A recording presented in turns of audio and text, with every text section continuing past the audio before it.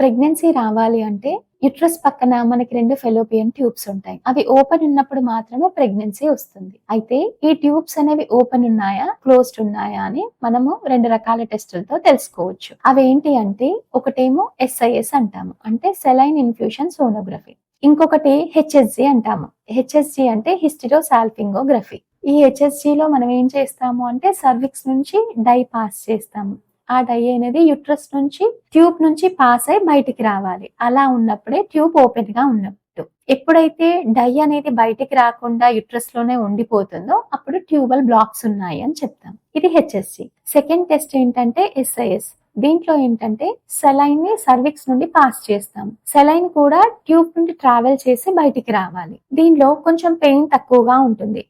దీనికి మనకి x ray machine అవసరం లేదు. ఇది అల్ట్రాసౌండ్ తో చేసుకుంటే తెలిసిపోతుంది.